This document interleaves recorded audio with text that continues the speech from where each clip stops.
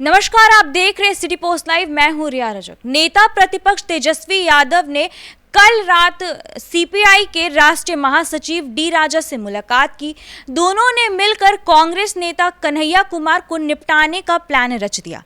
क्या है ये पूरा मामला, इस पे बातचीत करने के लिए सिटी पोस्ट लाइव के संपादक दीपक शर्मा मौजूद हैं। सर, क्या हो रहा है? देखिए, कल जो मुलाकात हुई है नेता प्रतिपक्ष तेजस्वी यादव और सीपीआई के राष्ट्रीय महासचिव डी राजा के बीच, उसमें सीपीआई जिन सीटों पर चुनाव लड़ना चाहती है उन सीटों की सूची डी राजा ने सौंप दी है तेजस्वी यादव को, जो महागठबंधन के कोऑर्डिनेशन कमेटी के चेयरमैन हैं।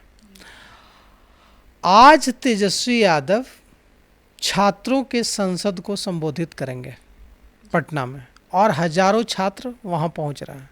लेकिन तेजस्वी यादव को पता है कि उनकी जो राह है बिहार का सबसे बड़ा जुझारू नेता बनने की, मुख्यमंत्री का एकमात्र दावेदार रहने की, बिहार की राजनीति में लालू यादव बनने की, उसमें एक कांटा साबित हो सकते हैं कन्हैया कुमार, क्योंकि कन्हैया कुमार की एक राष्ट्रीय छवि है।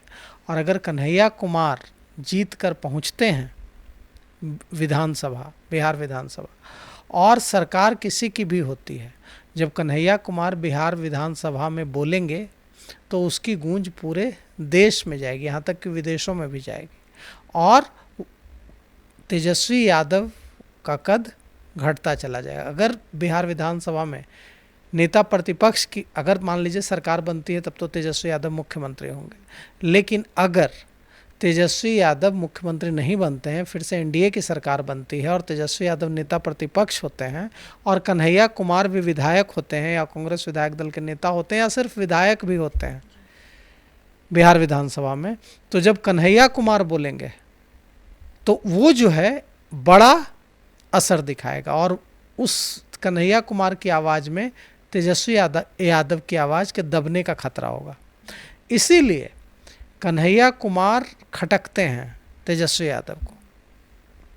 अब देखिए, कन्हैया कुमार को निपटाने का, जो आपने कहा कि निपटाने का प्लान बनाया है, यह डायरेक्ट प्लान तो नहीं है, लेकिन इनडायरेक्टली तो कन्हैया कुमार निपट ही जाएंगे, क्योंकि यह एकदम साफ हो गया है कि बेगूसराय में जिस तरह से कन्हैया कुमार ने इस महीने कन्हैया कुमार बेगूसराय में खूब सक्रिय दिखे हैं। इससे एकदम साफ है कि उन्हें राहुल गांधी की ओर से ग्रीन सिग्नल मिल गया है कि बेगूसराय की किसी सीट से उन्हें चुनाव लड़ना है। अब सवाल उठता है कि कहाँ से लड़ेंगे, तो वहीं से लड़ेंगे ना जहाँ जीत की ज़्यादा संभावना होगी। अब जहाँ जहाँ कन्हैया कुमार की जीत की संभावना है वो सीटें सीपीआई ने मांग ली है तेजस्वी यादव से। हम आपको सीटों के नाम पढ़कर सुनाते हैं। जिन 2 दर्जन से ज़्यादा सीटों पर चुनाव लड़ने की लिस्ट बनाकर सीपीआई महासचिव ने सौंप दी है लिस्ट, उसमें है तेघड़ा सीट बेगूसराय की। तेघड़ा में ही कन्हैया कुमार का घर है, पैतृक जो आवास है उनका, वो तेघड़ा विधानसभा में ही पड़ता है। अब तेघड़ा सीट सीपीआई के पास चली जाएगी। एक और सीट है बछवाड़ा, जहाँ पर दावेदारी है कन्हैया कुमार की कि अगर वे बछवाड़ा से लड़ते हैं तो जीत उनकी हो सकती है। निश्चित तो नहीं है, लेकिन हो सकती है जीत की संभावना ज़्यादा है। बछवाड़ा सीट पर भी सीपीआई ने दावा ठोक दिया है, और तेजस्वी यादव हर मुमकिन कोशिश करेंगे कि तेघड़ा बछवाड़ा ये दोनों सीटें चली जाए किनके पास, सीपीआई के पास। अब अगर तेघड़ा और बछवाड़ा सीट चली जाएगी सीपीआई के पास, तो कांग्रेस नेता कन्हैया कुमार कभी सीपीआई में हुआ करते थे, अब तो वे कांग्रेस में हैं।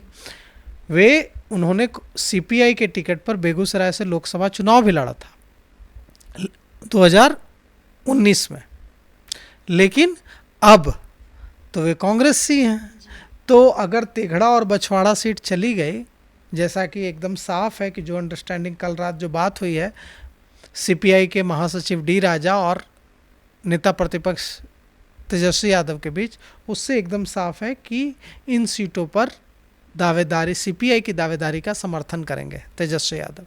तो अगर तेघड़ा से नहीं लड़ेंगे कन्हैया कुमार, अगर बछवाड़ा से नहीं लड़ेंगे कन्हैया कुमार, तो कहाँ से लड़ेंगे?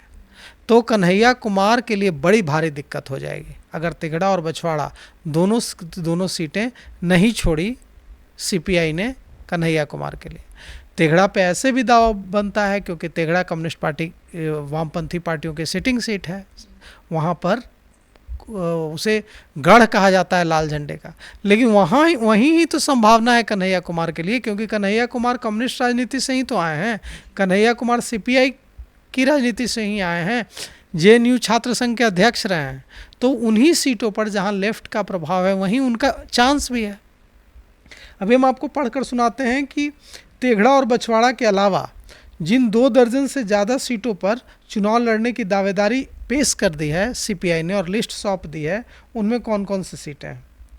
तेघड़ा बेगूसराय की सीट है, बछवाड़ा बेगूसराय की सीट है, इसके अलावा बखरी विधानसभा सीट, हरलाखी विधानसभा सीट, झंझारपुर विधानसभा सीट, रुपौली विधानसभा सीट, फुलवारी शरीफ विधानसभा सीट, डुमरांव विधानसभा सीट, औरंगाबाद का गोह विधानसभा क्षेत्र विधानसभा सीट, बांका विधानसभा सीट, बेलदौर विधानसभा सीट, केसरिया विधानसभा सीट, चनपटिया विधानसभा सीट। ये वही चनपटिया विधानसभा सीट है जहां से जनसुराज के टिकट पर मनीष कश्यप चुनाव लड़ सकते हैं, तो चनपटिया विधानसभा सीट, मोतिहारी का जाले विधानसभा सीट, बारिशनगर विधानसभा सीट, सिकंदरा विधानसभा सीट, खजौली विधानसभा सीट और करगहर विधानसभा सीट। करगहर जिसे जहां 2 दिन पहले प्रशांत किशोर पहुंचे थे और रोहतास के करगहर, रोहतास में पड़ता है करगहर, और वहां पहुंचकर उन्होंने कहा था कि करगहर ही मेरा घर है, मैं न बक्सर में पैदा हुआ हूँ न कहीं, मेरे बारे में कई तरह की चर्चा है कि वे बक्सर के हैं तो वे फला जगह के हैं, लेकिन मैं करगहर का रहने वाला हूँ, मेरा जन्म करगहर में हुआ है। तो वो करगहर सीट किसने मांग ली है, जहाँ जनसुराज की बड़ी दावेदारी पेश कर आए हैं प्रशांत किशोर, वहाँ पर सीपीआई ने दावेदारी पेश कर दी है। अब देखिए बिहार विधानसभा चुनाव को लेकर तैयारियों को लेकर डी राजा और तेजस्वी यादव के बीच बातचीत हुई है। डी राजा को जो लोग जानते हैं उन्हें पता होगा कि वे बहुत बड़े वामपंथी नेता हैं, राष्ट्रीय स्तर पर उनका बड़ा नाम है, वे अभी सीपीआई के राष्ट्रीय महासचिव हैं, जनरल सेक्रेटरी हैं, और सीपीआई में कम्युनिस्ट पार्टियों में चाहे सीपीआई हो चाहे सीपीआईएमएल हो, राष्ट्रीय महासचिव का पद ही सबसे बड़ा होता है, अध्यक्ष का पद से भी महासचिव का पद सबसे बड़ा माना जाता है। तो जैसे कि सीपीआईएमएल के महासचिव हैं दीपांकर भट्टाचार्य, तो वो उसके एक तरह से सुप्रीमो की तरह काम करते हैं, उसी तरह से सीपीआई के जो राष्ट्रीय महासचिव हैं डी राजा, वो सबसे पावरफुल हैं। सीपीआईएम के महासचिव सीताराम येचुरी थे, अभी बीबी को बनाया गया है। तो अब अभी सीपीआईएम के महासचिव बेबी हैं, जिन्होंने जो हाल में ही आए भी थे पटना, और उन्होंने भी तेजस्वी यादव से मुलाकात की थी। तब खबर भी चली थी कि बेबी और जो सीपीआईएम के नए महासचिव हैं बेबी और नेता प्रतिपक्ष तेजस्वी यादव, दोनों के बीच गहन बातचीत हुई थी, और सीपीआईएम ने अपनी सीटों को लेकर एक अंदाज़ा दिया था कि किन सीटों पर सीपीआईएम यहाँ चुनाव लड़ना चाहती है। तो अब ऐसे में सवाल यह उठता है कि अब कन्हैया कुमार का क्या होगा। अब देखिए कन्हैया कुमार इसको कैसे हैंडल करता है। राहुल गांधी काफ़ी ज़्यादा उनके कार्यक्रम में मेहनत कर रहे हैं, बहुत आगे कर रहे हैं उनको, तो अब उनका क्या होगा कन्हैया कुमार का। देखिए राहुल गांधी तो बिल्कुल बढ़ा रहे हैं, और उन्होंने बेगूसराय जब वो पदयात्रा निकाल रहे थे, नौकरी दो पलायन रोको पदयात्रा पश्चिमी चंपारण के भितिहरवा से निकाल कर आए थे पटना तक, उस दौरान बेगूसराय इतना टाइट शेड्यूल होने के बावजूद भी राहुल गांधी को गुजरात जाना था, पटना में उनका कार्यक्रम था, इसके बावजूद राहुल गांधी बेगूसराय गए थे, और बेगूसराय जाकर उन्होंने पदयात्रा में हिस्सा लिया था, और वहाँ भारी भीड़ भी उन्हें सुनने को आई थी। लेकिन अब सवाल ये उठता है कि ऐसे में अब कन्हैया कुमार के चुनाव लड़ने को लेकर राहुल गांधी को ही शायद हस्तक्षेप करना पड़े, तभी कोई बात बन पाएगी।